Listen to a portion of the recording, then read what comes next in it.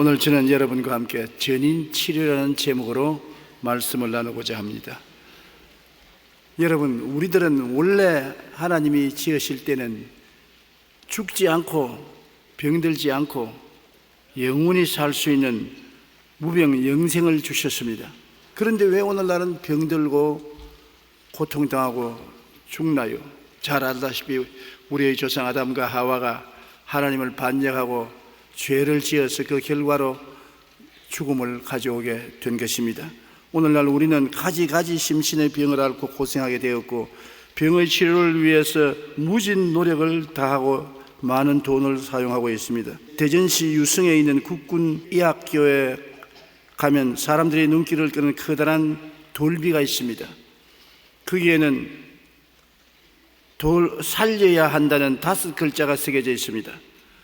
군의관으로서 군대에서 상처 입은 군인들을 끝까지 살려야만 된다는 의무감을 그곳에 기록해 놓은 것입니다. 저는 그것을 볼 때 마음에 큰 느낌이 있습니다. 군의학교에 살려야만 한다고 슬로건을 붙여 놓았으면 교회는 치료해야 된다 슬로건을 붙여야 될 것입니다.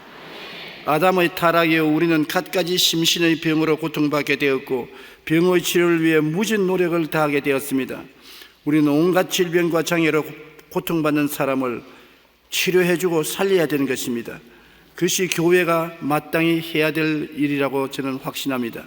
첫째로, 사람들은 도덕적인 허물로 병든 인격을 가지고 있으므로 도덕적인 허물로 병든 인격을 치료해야 되는 것입니다. 여러분, 이 세상에 흠이 없는 사람이 아무도 없습니다. 아무리 바깥으로 보기에는 밝고 맑고 환한 같아도 속 삶을 들여다보면 다 흠이 있고 점이 있고 모자란 점이 있습니다. 우리는 그것을 감추면 살지만은 하나님께서는 우리 모든 죄와 허물을 다 보고 계신 것입니다. 이 죄와 허물을 치료한다는 것은 사람 힘으로는 불가능합니다. 이 세상에 사는 그 자체가 죄입니다. 먹고 사는 그 자체가 죄입니다. 이 죄악의 홍수 속에 사는 우리들이 죄 없이 완전히 깨끗하게 산다는 것은 인간의 힘으로는 불가능하지요.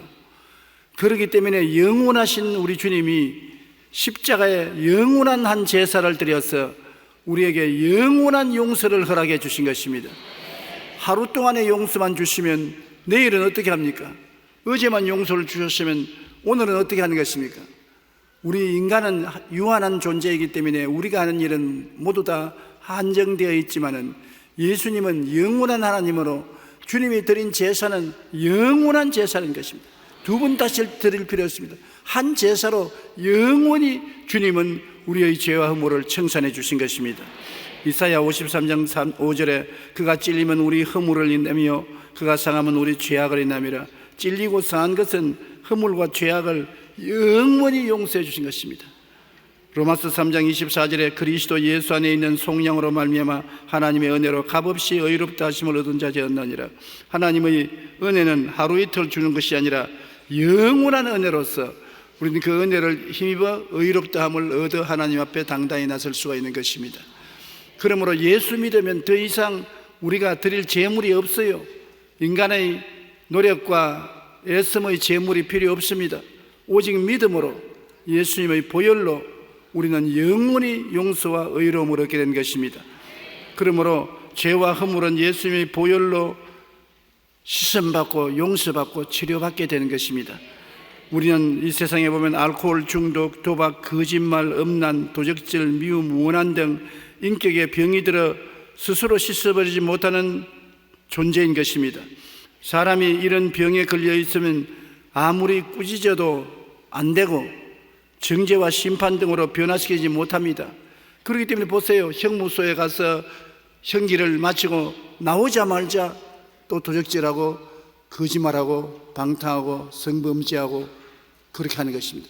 사람은 죄악의 씨가 심어져 있기 때문에 그 씨를 뽑아버리고 생명의 씨앗으로 갈아치우기 전에는 사람의 힘과 능으로는 거룩하게 될 수가 없습니다. 도덕적인 인격이 치료받아야 하는 것인데 어떻게 해야 치료받겠습니까? 하나님께서는 우리 예수 그리스도 보혈로 씻어주고 용서만 해주고 내버려 놓으면 또다시 죄를 짓고 또다시 죄를 짓고 끝없이 죄를 짓습니다. 그 죄의 뿌리를 뽑아내는 유일한 길은 하나님의 성령이 오셔서 우리 속에 거하면서 죄의 뿌리를 뽑고 거룩한 씨를 심는 돌이밖에 다른 도리가 없는 것입니다. 그러므로 안 믿는 사람과 믿는 사람의 다른 점은 안 믿는 사람 속에는 세상의 영, 악령이 들어있지만 예수 믿는 사람은 악령이 물러가고 하나님의 신 성령이 들어와 계신 것입니다.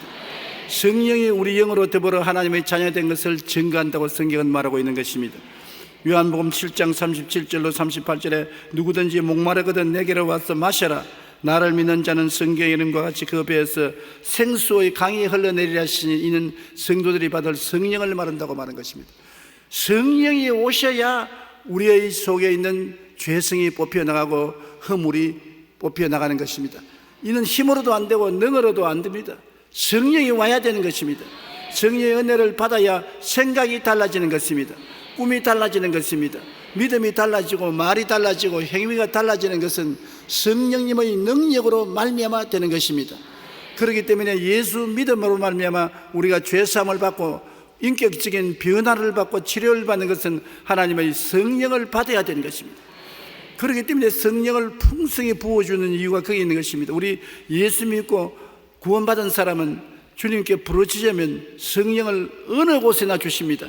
집에서 혼자 받을 수도 있고 길거리에 걸어가다가도 받을 수 있고 말할 필요 없이 교회에 와서 기도하다가 성령 받는 것은 당연한 이치인 것입니다. 그래서 성령이 오시면 성결에 이르고 변화가 다가오는 것입니다. 마태복음 9장 12절로 13절에 예수께서 들으시고 이르시되 건강한 자에게는 의사가 쓸데없고 병든 자에게야 쓸데있느니라. 너희는 가서 내가 긍휼을 원하고 제사를 원하지 아니하노라 하신 뜻이 무엇인지 배우라. 나는 의인을 부르러 온 것이 아니요 죄인을 부르러 왔노라 하시니라. 예수님이 의인을 부르러 오지 않고 죄인을 부르러 왔다 했습니다. 병자는 응원이 필요합니다. 다 건강하면 의사들이 굶어 죽어야 되는 것입니다. 오랜 세월 동안 의과대학에서 공부하고 시간과 노력을 투자한 것은 병자를 건강하게 할 뿐 아니라 자기의 일생의 꿈도 이루기 위한 것입니다. 병든 자가 의사의 치료받을 뿐 아니라 의사는 병든 자들 때문에 먹고 사는 것입니다. 의사에게 병든 자가 필요하고 병든 자는 의사가 필요한 것처럼 예수님은 이 땅에 온 것은 죄인을 용서하기 위해서 오셨고 죄인은 예수님이 반드시 필요한 것입니다. 예수님 없이는 죄에서 용서받고 거룩함을 가질 수가 없기 때문인 것입니다. 출애굽기 15장 26절에 너희가 너희 하나님 나 야훼의 말을 들어 순종하고 내가 보기에 의를 행하며 내 계명에 귀를 기울이며 내 모든 규례를 지키면 내가 애굽 사람에게 내린 모든 질병 중에 하나도 너희에게 내리지 아니하리니 나는 너희를 치료하는 야훼임이니라. 우리가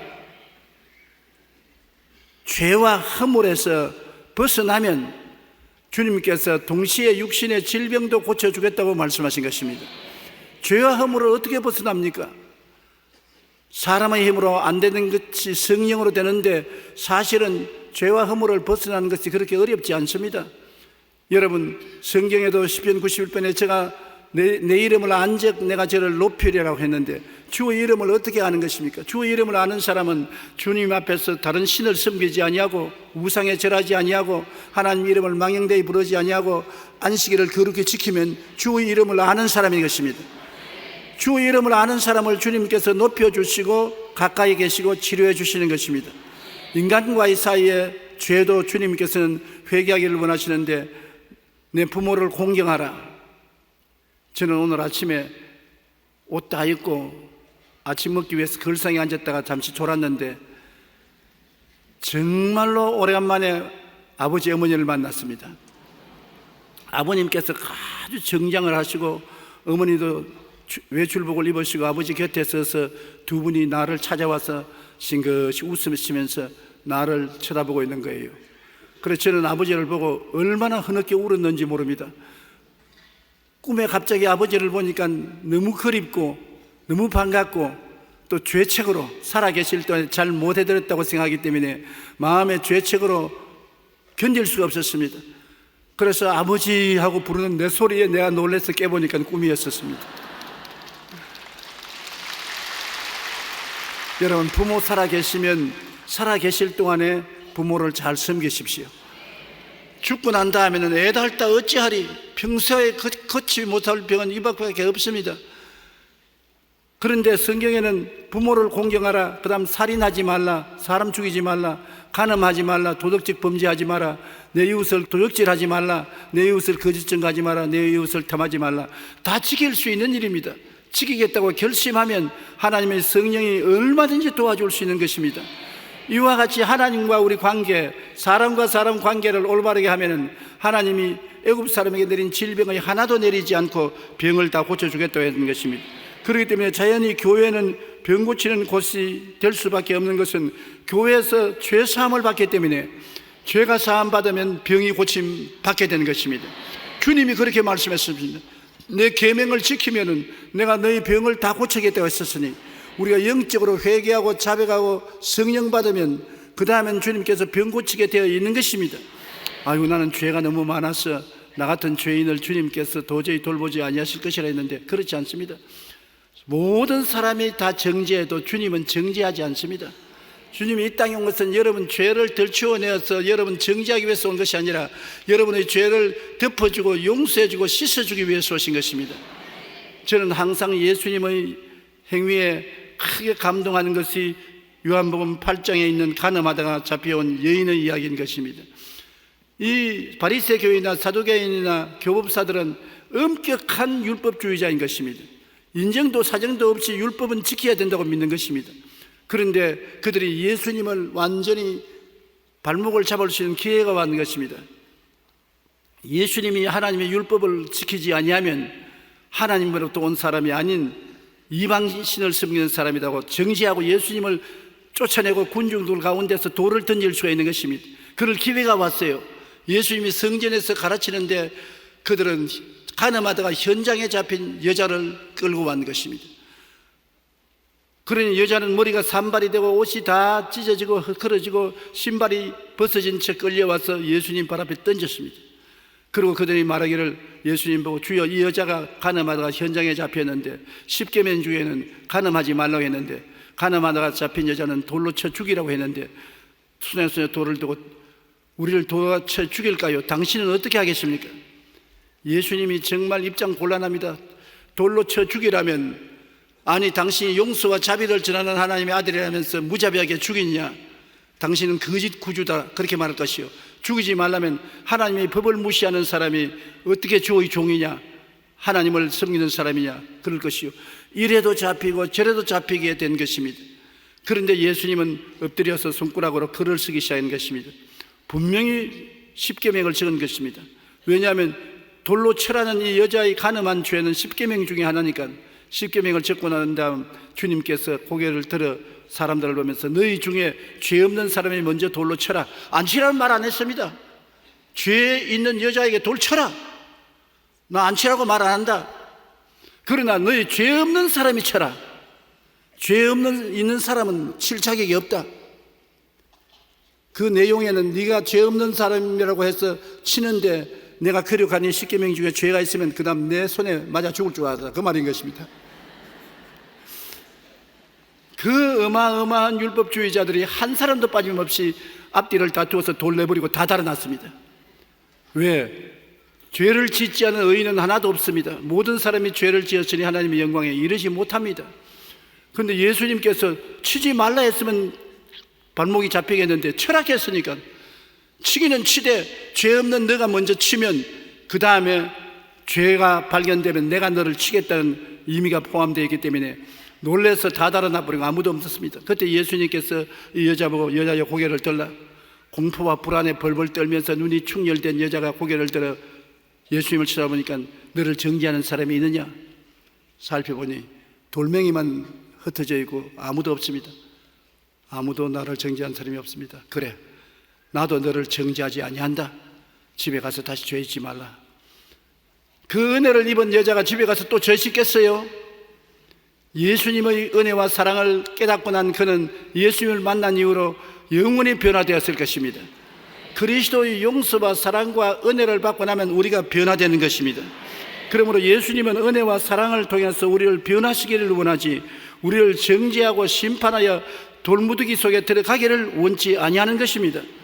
그러므로 우리 주님 앞에 나오면 우리는 죄와 허물이 용서받고 죄와 허물을 따라온 질병조차 치료함을 받을 수 있는 은총을 얻게 되는 것이니, 교회는 바로 병 고치는 곳이요, 교회 간판은 우리는 치료하는 곳이라고 서붙여 놓아야 될 것인 것입니다.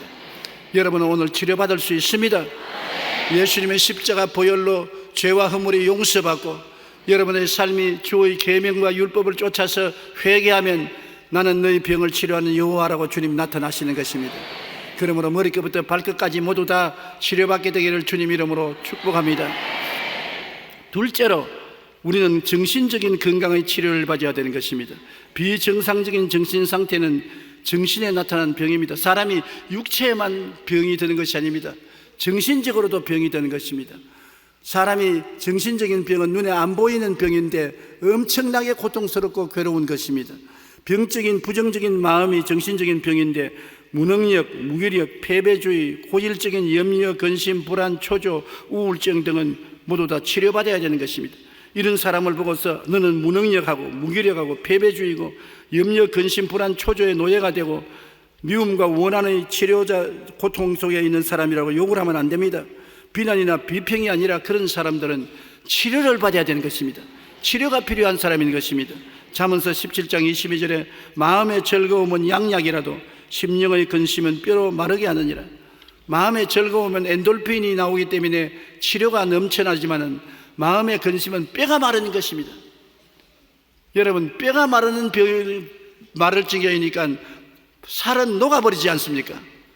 여러 가지 병이 되는 것은 시민성이 많습니다. 마음의 염려, 근심, 불안, 초조, 절망, 억압, 이런 것들이 육신의 병으로 나타나게 되는 것입니다. 그러므로 정신적인 건강도 치료받아야 할 병인 것입니다. 사도행전 10장 38절에 하나님이 나사렛 예수에게 성령과 능력을 기름 붓듯 하였으며 저가 두루 다니시며 선한 일을 행하시고 마귀에게 눌린 모든 사람을 고치셨으니 이는 하나님이 함께 하심이라. 마귀가 사람을 누릅니다. 와서 우리에게 어느 심사 행동을 회방하여 발을 걸고 자꾸 넘어지게 하고 실수하게 하고, 그 다음 억압합니다. 마음의 심신을 억압해서 자유를 빼앗고 우울하고 탄식하고 염려 근심의 노예가 되게 하고 나중에 제정신이 아니게 마음의 병이 들게 하는 것입니다. 예수님은 다니시면서 마귀에 눌린 모든 자를 고쳤다고 했으니 오늘 마음이 눌린 사람 다 고침을 받을 수 있는 것입니다. 예수님은 눌린 자를 자유케 하는 것이 주의 뜻인 것입니다. 해방을 얻을 수가 있는 것입니다. 예수님은 어제나 오늘이나 영원토록 동일하시기 때문인 것입니다. 주님이 원하시는 것은 데살로니가 전서 5장 16절로 18절 같이 항상 기뻐하라, 쉬지 말고 기도하라, 범사에 감사하라, 이것이 그리스도 예수 안에서 너희를 향하신 하나님의 뜻이니라. 늘 기뻐하고 늘 기도하고 늘 감사하는 삶, 이것을 원하시지 마음의 슬픔이 꽉 들어차고 염려 근심이 짓누르고 불평 원망 탄식 미움 원한이 꽉 들어찬 삶을 원치 아니하는 것입니다. 미국 시카고의 한 교회 학교에 허름한 복장을 한 소년이 들어왔는데 아무도 관심을 갖지 않았습니다. 이 아이는 긴장한 얼굴로 마음에 굉장히 적대심을 가지고서 교회에 들어왔는데 교회 학교 교사가 그를 안아서 뺨을 비벼주고 잘 왔다, 우리 교회 잘 왔다, 그러고 난 다음 또닥거려 주었습니다. 그러니 이 소년이 언제나 교회에 오는 것을 기다렸다가 교회에 오면 그 교사를 찾았고 그 교사는 손을 만져서 비벼주고 안아주고 머리를 쓰다듬어주고 격려해 주었습니다. 이 소년은 마음이 병든 소년이었습니다. 집에 아버지가 알코올 중독자가 되어서 술을 먹고 와서 가슴을 다 파괴하고 엄마를 때리고 자기를 발길로 차고, 그래서 이 소년은 학교 교육도 못 받고 길거리에 돌아다니면서 죄나 짓는 그런 소년이었는데 자기를 사람 대우해 주는 것은 교회 학교 선생밖에 없었습니다. 그래서 교회 학교 선생으로 말미암아 그가 마음에 변화를 입었습니다. 차디찬 세상에서 교회 오면 마음에 따뜻함을 입었었습니다. 그러자 날이 갈수록 꽁꽁 얼어붙은 그 소년의 마음이 녹아져서 나중에 미국이 아는 세계적인 부흥사가 됐습니다. D.L. 무디라는 수십만 명을 주께로 이끌어가는 위대한 부흥사가 된 것입니다. 여러분, 사람의 마음은 사람이 고쳐줄 수 있는 것입니다. 존 템플턴이란 위대한 목사는 이렇게 말했습니다. 우리가 다른 사람에게 줄 수 있는 가장 큰 선물은 순수한 관심이라는 것을 잘 기억해야 한다. 사람이 이웃에 관심을 기울여 준다는 것은 굉장히 큰 은혜인 것입니다. 사랑이라는 것은 뭡니까? 관심을 기울이는 것입니다. 남편이 아내를 사랑하면 아내에 대한 관심을 기울이고, 아내가 남편을 사랑하면 남편 넥타이에 먼지 묻은 것 하나 틀어주는 관심을 기울이는 것입니다. 부모가 자식에게 관심을 기울이고 자식을 돌보고, 자식이 부모를 돌보는 것도 부모의 행복에 대한 관심을 기울일 때인 것입니다. 교회는 서로서로 관심을 기울이는 것이지 서로서로 기피하게 만들고 외롭게 만들고 깝대기 벗기고 욕하는 것이 교회가 아닙니다. 오늘 교회가 치료하는 곳이 되는 것이 아니라 상처 입히는 교회가 되는 것을 크게 우려해 마지 않습니다. 교회 오면 맑은 사람도 병신 만들어 버리거든요. 왜냐하면 구역 예배나 지역장 예배나 예배에 가서 자기 스스로를 사람들에게 알리고 나면 모두 다 뒤에 가서 헐뜯고 빨가벗기는 일에 전문을 하는 곳이 교회인 것입니다. 교회는 사람을 치료해주고 용서해주고 덮어주고 안아주고 관심을 기울이는 것이 교회가 되어야 되는 것입니다. 관심이 바로 사랑이요, 사랑이 우리 심리적 치료가 되는 것이기 때문인 것입니다. 비정상적인 정신상태로 부정적이고 패배주의이며 고질적인 염려와 근심, 불안, 초조를 나타내는 증상은 치료받아야 되는 것입니다. 진실한 사랑 앞에서 정신적인 건강은 꿈과 소망을 갖고 건강해서 피어날 수가 있는 것입니다. 사랑이 치료의 역사를 베푸는 것입니다. 레오나르 캠버 박사는 30년 동안 심각한 정신질환으로 고생하는 사람들을 치료해 왔습니다. 정신치료계의 거두인 것입니다. 그는 이러한 경험을 통해서 정신질환의 치료를 위해서는 전문적인 의사들의 치료보다도 관심과 사랑이 더 효과를 발생한다는 것입니다. 병원에 가서 의사들에게 전문적인 치료를 받는 것도 중요하지만은 교회나 가정에 사랑을 받고 관심을 기울여 주는 것이 정신건강을 가져오는 첩경이라고 말하는 것입니다. 왜냐하면 정신질환의 원인은 대부분 마음의 문제로 인해 생긴 것으로 세상과의 단절과 외로움으로 일어나는 것이라고 말한 것입니다. 사람들이 외톨이가 되고 사람들에게 버림받은 심정이 되고 아무도 관심을 기울이지 않으면 이것이 뭉쳐서 정신병이 된다는 것입니다. 케머 박사는 정신건강을 위해 인간관계와 사랑의 중요성을 강조하며 이렇게 말했습니다. 인간은 절대로 혼자 살 수 없습니다. 우리는 서로 관계를 맺고 교제를 해야 합니다. 정신질환은 대부분 자신이 혼자라고 느끼기 때문에 일어납니다. 환자들 중에는 우연히 걸려온 전화 한 통이 혹은 모든 사람이 걸었던 말 한마디가 치료를 가져오는, 인생을 걸어놓는 경우가 많습니다. 제가 그들에게 처방하는 치료와 간호는 돈으로 살 수 있는 것이지만 그들이 받았던 관심과 사랑은 돈으로 절대로 살 수 없습니다. 굉장한 깊은 병인데 전화 한 통 받아서 위로받는 것이 큰 마음의 변화를 가져오고, 따뜻한 손길을 한번 스쳐가는 것이 마음의 큰 감동과 변화를 가져오는 것입니다. 저는 옛날에 그것을 별로 믿지 않았었습니다. 뭘 말 한마디가 변화를 가져오냐 그랬는데, 제가 많은 시련과 환난을 통할 때 경험해 보니까 평신도, 우리 지역장, 구역장이나 평신도라도 저게 와서 목사님 위해서 기도합니다, 건강하십시오, 튼튼하십시오, 다 하는 말인데 그 말이 그렇게 고마울 수가 없어요. 그 말이 치료하는 능력을 가지고 마음을 어루만져 주는 것을 느끼고, 야, 말 한마디가 천냥비절 갚는다더니 진짜 이것을 말하는구나. 여러분, 말로서 우리는 돈으로서 도저히 살 수 없는 위로와 치료와 관심을 표현할 수 있는 것입니다. 여러분, 가정에 들어가서 막말을 하지 말고 관심 있는 사랑의 말을 하십시오. 그 말이 서로서로를 위로하고 치료하고 힘을 주는 것입니다. 자녀들에게 자꾸 꾸짖고 결점을 덜추어내지 말고 격려를 해 주십시오. 잘한다, 할 수 있다, 너는 위대한 사람이 될 수 있다, 너는 건강하다, 위로의 말을 해 주십시오. 그 말이 굉장한 용기를 주고 치료를 주고 새로 일어날 수 있는 능력을 허락해 주시는 것입니다. 비정상적인 정신상태는 정신에 나타나는 병이므로 비난과 비평의 대상이 아닙니다. 필요하다면 의학적인 조치를 통해 치료가 필요하지만 그 무엇보다도 진정한 관심과 사랑으로 위로하고 격려하면 정신적인 병은 일어나지도 아니할 것이고 또 대다수가 낫습니다. 셋째로, 우리는 세상에 살면서 육체적인 치료가 필요한 것입니다. 전문의가 아니고는 이름조차 알 수 없는 수많은 육체의 병은 오늘날 멸시와 비난의 대상이 될 것이 아니라 치료해야 되는 것입니다. 오늘날 병이 얼마나 많습니까? 우리 병의 이름을 모르는 우리들은 무슨 병인지도 모릅니다. 의사들도 자기 전문의가 아니면 병의 이름을 모릅니다. 그만큼 병이 많습니다. 그러나 교회는 여러분 병 고치는 곳입니다. 하나님은 병의 이름을 다 알고 계십니다. 병의 이유도 다 알고 계십니다. 그러므로 보통 사람이나 전문의가 고치지 못하는 병도 하나님은 다 고치는 것은 야고보서 5장 14절로 15절 한번 단단히 들어보세요. 너희 중에 병든 자가 있느냐? 그는 교회 장로들을 청할 것이요 그들은 주의 이름으로 기름을 바르며 그를 위하여 기도할지니라. 믿음의 기도는 병든 자를 구원하리니 주께서 그를 일으키시리라. 혹시 죄를 범하였을지라도 사하심을 받으리라. 병과 죄와 언제나 연결이 되어 있기 때문에 너희 죄를 서로 고하며 병 낫기를 위하여 기도하라.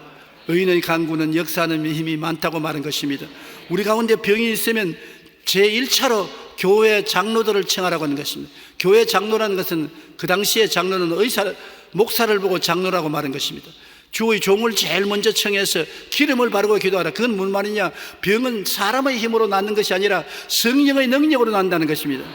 목사들이 기도하러 가서 내가 안수한다고 병 낫겠느냐? 어림도 없지. 그러나 해달라고 하니까 할 수 없이 해줘야지. 그런 마음을 먹는 목사들이 많아요. 그럼 병 안 낫습니다.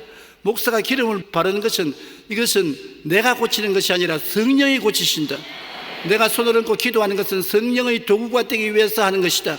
그러면 자신이 있지요. 자기가 안 고치는데 성령님이 고칠 수 있는 도구가 되기 위해서 손을 빌려달라, 기도를 빌려달라고 하는 것이므로 기름 바르고 기도하면 하나님 성령의 능력이 와서 고치시는 것입니다. 하나님의 성령께서는 병 고치는 영이신 것입니다. 우리에게 죄를 회개시켜서 변화시킬 뿐 아니라 몸에 병을 고쳐서 건강을 주는 것이 성령의 역사인 것입니다. 성령이 있는 곳에는 병 고침이 반드시 있습니다. 병을 고치는 것이 하나님의 역사인 것입니다. 아버지는 너희 병을 치료하는 야훼라고 말했었고, 예수님은 채찍에 맞으면 우리의 나음을 입었다고 말했고, 성령은 기름 부으심이 되어 우리 병을 고치겠다고 말했으니 삼위일체 하나님은 치료하는 하나님. 그러므로 하나님을 섬기는 교회는 치료하는 처소가 교회인 것을 알아야 되는 것입니다. 예수님은 그 사역의 3분의 1을 병 고치는 데 보냈었습니다. 예수님의 사역을 우리 자세히 한번 살펴보십시다. 마태복음 4장 23절로 24절에 예수님께서 온 갈릴리에 두루 다니사 그들이 회당에서 가르치시며 천국 복음을 전파하시며 백성 중에 모든 병과 모든 약한 것을 고치시니 그의 소문이 온 소리에 퍼진지라. 사람들이 모든 앓는 자 곧 각종 병에 걸려서 고통당하는 자, 귀신 들린 자, 간질하는 자, 중풍병자를 데려오니 그들을 고치시더라. 주님이 모든 병과 모든 약한 것을 다 고치시고 모든 앓는 자들이 예수께 다 왔다고 말한 것입니다. 그러면 예수 그리스도는 어제나 오늘이나 영원토록 동일하다고 말씀하셨고, 너희 두세 사람이 내 이름으로 모인 곳에는 나도 너희 가운데 있겠다고 말하셨으니 이 자리에 예수님이 있는 것을 믿으시면 아멘 하십시다. 아멘 했습니다. 그러면 예수님이 계시면 예수님은 모든 병정자와 모든 앓는 자를 고치기 위해서 와 계시는 것입니다. 그걸 믿어야 돼요. 오늘 우리가 병든 자는 자원 주님께 고쳐달라고 기도하고 믿어야 돼요. 주님께서 기적을 베풀어 주시는 것입니다. 예수님은 자기만 고치는 것이 아니라 제자들에게도 복음 전할 때 반드시 병을 고치라고 명령했습니다. 마태복음 10장 1절로 8절에 예수께서 그의 12제자를 부르사 더러운 귀신을 쫓아내며 모든 병과 모든 약한 것을 고치는 권능을 주시니라. 가며 전파하여 말하되 천국이 가까웠다고 병든 자를 고치며 죽은 자를 살리며 나병 환자를 깨끗이 하며 귀신을 쫓아내되 너희가 그저 받았으니 그저 주라. 병 고치고 장사하지 말라는 것입니다. 병 고치고 난 다음 봉투 내세요. 봉투 내는 사람 위해서 기도해주고 봉투 안 내는 사람 위해서 기도 안 해주고 이러면 그는 장사꾼이지 주의 종은 아니잖아요. 예수님이 은혜를 주셨으면 충심을 다해서 예수 그리스도 이름으로 기도하면 낫겠다고 말한 것입니다. 주님께서 제자들에게도 병 고치는 역사를 주어서 가면서 회개하라 천국이 가까웠다 하고 반드시 병을 고치라고 말한 것입니다. 12 제자에게도 그랬는데 그 다음 그것도 모자라서 주님은 70인의 제자를 불러서 누가복음 10장 1절로 9절에 그 후에 주께서 따로 70인을 세우사 친히 가시려는 각 동네와 각 지역으로 둘씩 앞서 보내며 이르시되 주수할 것은 많되 일꾼이 적으니 그러므로 주수하는 주인에게 청하여 주수할 일꾼을 보내주소서 하라. 갈지어다 내가 너희를 보내며 어린 양이 이리 가운데로 보냄과 같도다. 어느 동네에 들어가든지 너희를 영접하거든 너희 앞에 차려놓은 것을 먹고 거기 있는 병든 자들을 고치고 또 말하기를 하나님의 나라가 너희에게 가까이 왔다 하라. 어느 집에 신방 가든지 차려놓은 것 거부하지 말고 반찬 투전하지 말고 그대로 먹으라는 것입니다. 복음 전하러 왔지 음식 시식하러 온 것이 아니니까 내가 준 거 그대로 먹고 그냥 떠나라고 말 안 했습니다. 병든 자를 고치고 천국이 가까워 왔다고 전하고 떠나라는 것입니다. 주님께서 혼자 치료하니까 사람이 너무 많이 병자가 오면 12제자에게 치료하는 역사를 주었고 12제자도 모자라니까 70인의 제자에게 그 권능을 주었고 70인도 모자라니까 마지막 떠날 때 뭐라고 말했습니까? 마가복음 16장에 믿는 자들에게 이런 표적이 있다더니 내 이름으로 귀신을 쫓아내며 병든 자에게 손을 얹은 적 나으리라. 여러분 예수를 믿으면 아멘 하십시다. 믿는 자면 내가 말한 것도 아닙니다. 주님이 말씀하기를 병든 자에게 손을 얹은 적 나으리라고 말했으니 내 병만 손 얹지 말고 남은 병도 손 얹어서 고쳐주시는 여러분 되시기를 주님 이름으로 축원합니다.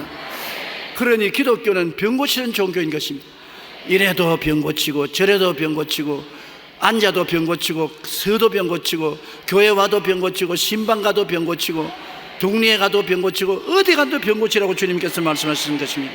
그러므로 영혼의 병인 죄도 고치고 마음의 병인 심리적 병도 고치고 육체적인 병도 고쳐야 되는 것입니다. 주님은 십자가를 통해서 우리의 병을 짊어지셨습니다. 베드로전서 2장 24절에 친히 나무에 달려 그 몸으로 우리 죄를 담당하였으니 이는 우리로 죄에 대하여 죽고 의에 대하여 살게 하심이라. 제가 채찍에 맞음으로 너희가 나음을 얻었나니. 죄사함과 병고침은 나란히 갑니다. 죄사함이 있는 곳에 병고침이 있고 회개하라고 복음을 전하면 반드시 병고치는 역사가 있어야 되는 것입니다. 용서와 치료는 항상 같이 간다는 것을 잊어서는 안 되는 것입니다. 데살로니가전서 5장 23절에 평강의 하나님이 친히 너희를 온전히 거룩하게 하시고 또 너희 영혼과 몸이 우리 주 예수 그리스도의 강림하실 때 흠없게 보존되기를 원하노라.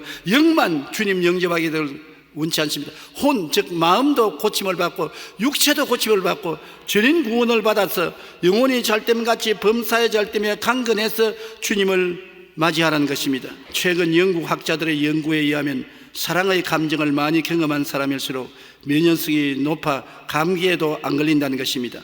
미국의 한 연구에서 신체 접촉이 스트레스를 완화시키고 혈압과 맥박을 정상화시킨다는 것을 실험으로 입증했습니다. 미국 캘리포니아에서 정신건강상담원으로 일하는 캐들린 키딩이라는 간호사는 포옹요법을 개발하여 고통과 근심, 절망 가운데 있는 상처받은 사람들을 치료해 화제가 되었습니다. 최근엔 포옹요법은 미국의 대형 종합병원 간호사 훈련 과정에 포함되어 있습니다. 캐들린 카운팅은 포옹요법에 대해 이렇게 말했습니다. 포옹요법이란 환자를 안아주는 것입니다. 덩어리를 쓸어주고 두들겨주는 것입니다. 포옹은 기분 전환에 좋고 외로움을 없애주며 두려움을 이기게 해줍니다. 자부심을 갖게 하고 이웃을 사랑하게 합니다. 욕구 불만으로 많이 먹는 사람에게 식욕을 줄여주고 알코올 및 약물 중독자에게 안전한 즐거움을 선사합니다. 특히 포옹은 맞벌이 부부, 아이들의 애정결핍증을 치료하는 데 큰 도움을 주어서 시간이 날 때마다 아이들을 안아주면 아이의 상실감을 치료하는 데 큰 효과가 있다고 말하고 있는 것입니다. 오스트라리아에서는 칸가루 요법이라고 말합니다. 칸가루는 배 주머니가 있어서 새끼를 배 주머니에 넣고 다니지 않습니까?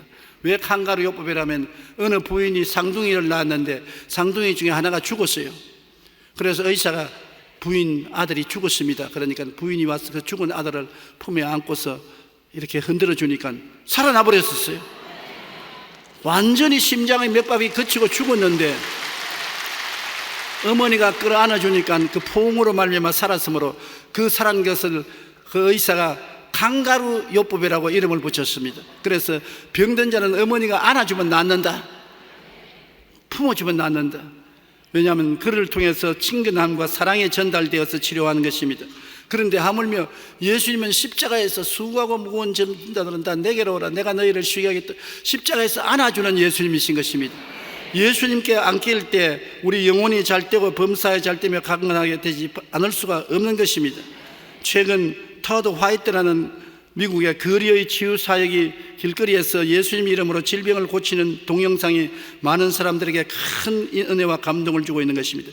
미 해병대에서 군대 생활을 못하고 쫓겨나고 그 다음에 22년 동안 마약 중독과 빠져 무신론자였던 그가 어느 날 시편 23편을 혼자 읽다가 크게 감동을 받아 성령이 임하여서 회개하고 예수를 믿고 알코올 중독에서 해방되고 건강을 얻어서 길거리에 나가서 너무나 기뻐서 오는 사람 가는 사람 붙잡고서 기도를 해 주었어요. 그런데 희한하게도 이 사람이 기도할 때 하나님이 이 사람을 치료해 주어서 어떠한 사람은 다리가 1인치나 짧은 사람이 다리가 길어지고 한쪽 눈이 장님인 사람이 눈이 보이게 되고 어떤 장애인은 무릎에 철심을 2개나 박아놨는데 절대로 다리를 구부릴 수 없이 등다리인데 이 사람 기도받고 다리를 마음대로 구부려요. 그 의사가 기적으로 명명을 했습니다. 미국의 각 텔레비 방송국은 그를 초청하여 예수님 이름으로 행해지는 놀라운 치유의 역사를 방송하기도 하는 것입니다. 그는 토든 신학교도 나오지 아니하고 신앙의 경력도 길지 않습니다. 그럼에도 불구하고 그가 말하는 것을 단단히 귀 기울여 들어보세요. 우리가 주님의 이름으로 악한 영들과 질병을 물리칠 수 있음에도 불구하고 그렇게 하지 못하는 것은 불신의 마음이 믿음의 자리를 차지하고 있기 때문입니다라고. 오히려 교회를 신란합니다. 불신의 마음이 믿음의 자리를 점령해서 마음에 불안과 공포증을 주므로 겁을 내어서 기도 안 하기 때문에 안 한다는 것입니다. 이 사람은 교회에서 안 받아주니까 길거리에 나가서 마음대로 왔다 갔다 하는 사람을 붙잡고 예수 이름으로 안수해 주니까 길거리에서 낳는단 말입니다. 너희가 담대하라. 그래야만 하나님의 은혜를 받으라고 말씀하신 말씀이 이루어지는 것입니다. 믿음으로 행하고 보는 것으로 행하지 않는다고 말한 예수님 말씀같이 여러분이 믿음으로 담대하게 나가면 상상 이상으로 여러분 하나님의 능력이 여러분 속에 있다는 것을 깨달아 알게 되는 것입니다. 여러분이 예수 이름으로 귀신을 쫓아내십시오. 예수 이름으로 병든 자에게 손을 얹어 고쳐 주십시오. 예수님 이름으로 사람들을 위로하고 격려해 주십시오.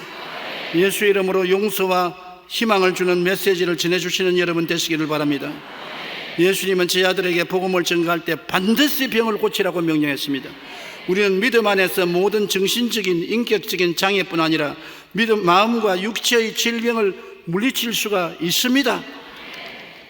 예수님이 최후에 남긴 유언 중에 온 천하에 복음을 전할 때 치료의 표적이 따른다고 말하는 것입니다. 내 이름으로 귀신을 쫓아내며 병든 사람에게 손을 얹은 적 나으리라. 손을 안 얹으면 어떻습니까? 손을 얹으라는 것은 관심을 가지라는 것입니다. 사랑을 가지고서 기도해 주라는 것입니다. 장난으로 기도하지 말고 사랑을 가지고 손을 얹어서 관심을 가지고 기도해 주면 고치겠다는 것입니다. 우리의 복음 증거의 치료의 은총에 대하여 반드시 말해야 되고 실천해야 되는 것입니다. 예수 전도할 때 주님이 용서하여 구원한다는 말만 하지 말고 주님이 귀신도 쫓아내고 병도 고친다고 반드시 말해야 되는 것입니다. 책임이요 의무인 것입니다. 오늘날 주의 종들이 치료의 역사를 베풀지 않은 것은 사실은 부끄러워해서 그런 것입니다. 병 고치는 것은 병원이나 의사들이나 할 것이지 교회에서 병 고치면 하다가 안 나으면 어떻게 하노? 내 망신당하지 않겠냐? 두려워하고 부끄러워함으로 안 하는 것입니다. 그러나 예수님은 12명에게도 70명에게도 나중에는 마지막 모든 교인들에게 반드시 하라고 명령하셨습니다. 우리는 구원받을 뿐 아니라 마음의 평안을 얻고 육체의 건강을 얻고 살다가 주의 나라에 가야 되는 것입니다. 주님께서 곧 오시지만은 오시는 전까지만 치료의 역사는 베풀어야 되는 것입니다. 여러분께서 꼭 치료의 역사를 베푸는 하나님의 도구가 되시기를 주님 이름으로 축원합니다.